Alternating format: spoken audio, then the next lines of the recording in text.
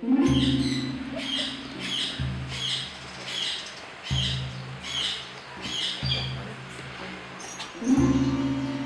can one mortal surpass the beauty of a divine goddess such as I? This is just abhorrent, and I cannot allow this. I must devise a plan. Cupid, my son.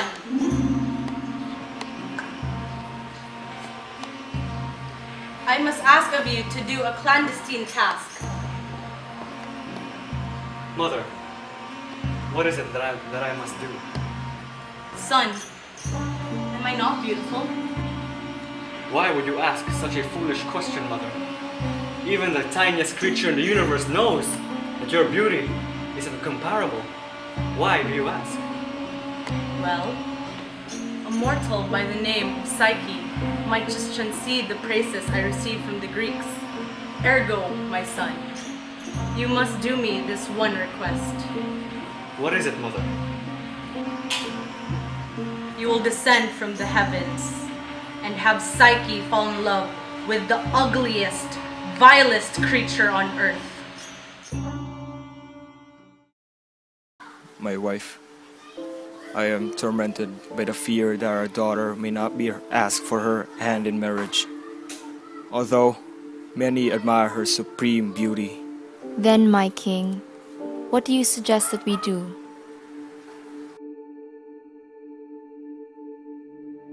We must consult an oracle at once, in order for both of us to secure her a prosperous life. I can smell the fear you possess deep down. The spirits are foretelling a vision. Your daughter possesses greater beauty than a mere mortal. Her beauty is so great that she must leave at once and go to the nearest mountain. Terrified, they have no choice but to follow the oracle's instructions.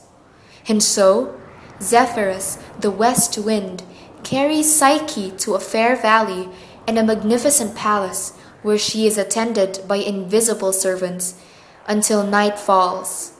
And in the darkness of the night, the promised bridegroom arrives and the marriage is consummated. Cupid visits her every night to sleep with her, but demands that she never lights any lamps, since he does not want her to know who he is.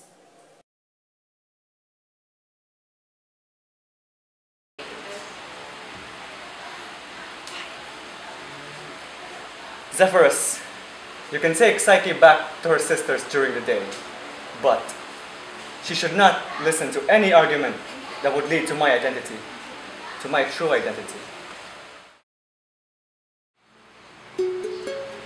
Our sister Psyche is with child.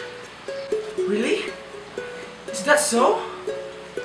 Yes, it is. And rumor has it that she had married a great and terrible serpent who would devour her and her unborn child when the time came for it to be fed. Wait, is that Psyche? Oh, hello sisters. Good day to you, sisters. Psyche, are you not bewildered that you are bearing a child whose father you do not know? Haven't you heard the rumors? You have wed a serpent who in time will devour you and your unborn child. I do not know about this, but it is strange and bewildering how this has not even crossed my mind.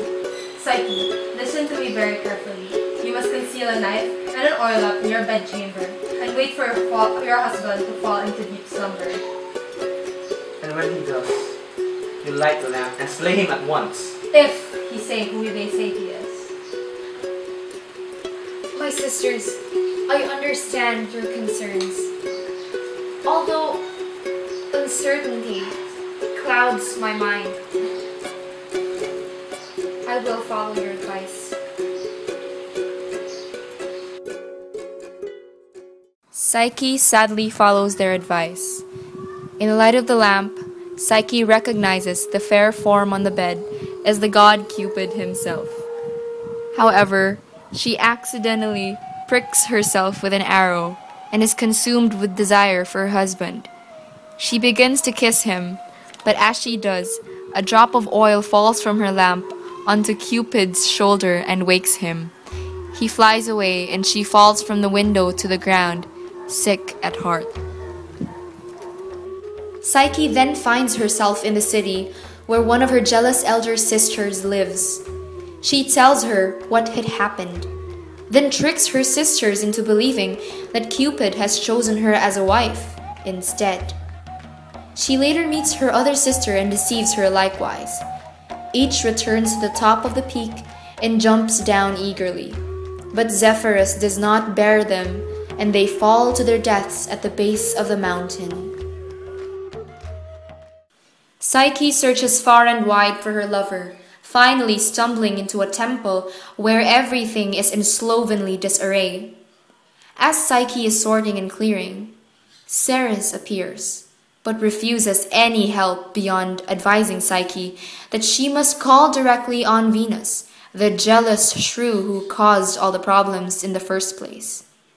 Psyche next calls on Juno in her temple, but Juno, superior as always, gives her the same advice. So, Psyche finds a temple to Venus and enters it.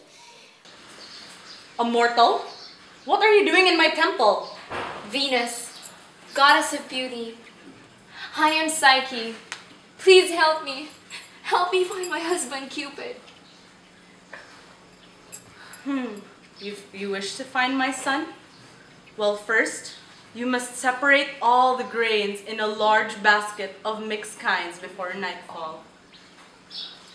As you wish, Venus. An ant takes pity on Psyche, and with its ant companions, separate the grains for her.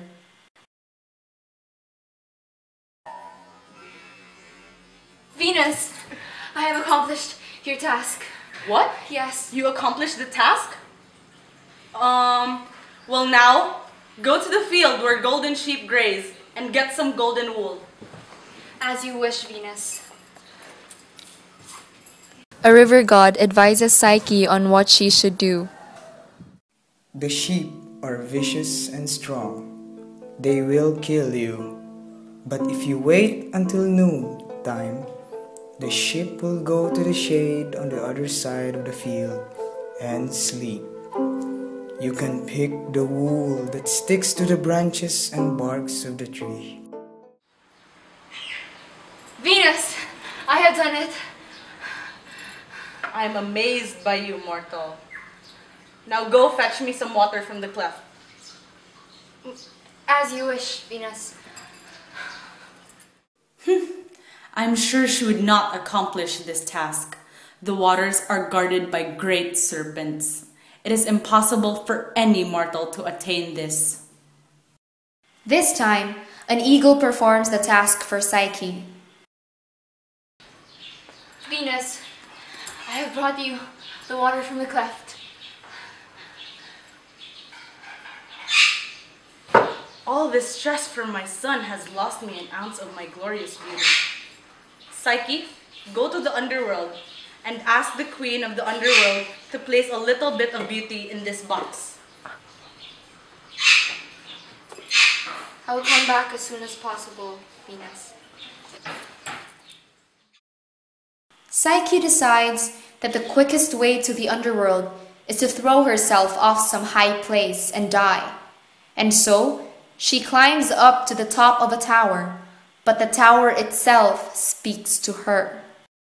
The route that will allow you to enter the underworld alive and return again is this. You must get past the Cerberus, the three-headed dog, by giving it a small cake. You must also eat nothing but a coarse bread while you are there so that you may come back alive. Psyche follows the orders precisely, rejecting all but bread while beneath the earth. However, when Psyche left the underworld, she decided to open the box and take a little bit of the beauty for herself. Inside, she can see no beauty. Instead, An infernal sleep arises from the box and overcomes her. Cupid, who had forgiven Psyche, flies to her and wipes the sleep from her face, puts it back in the box, and sends her back on her way. Then Cupid flies back to Mount Olympus and begs Jupiter to aid them.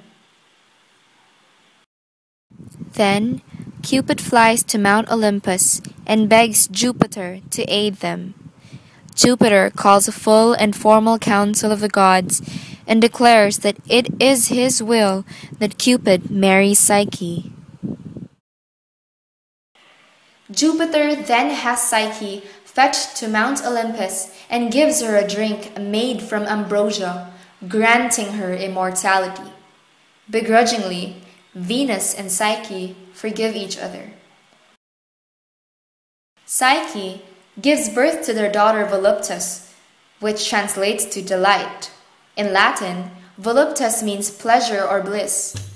She grows to become the goddess of sensual pleasures.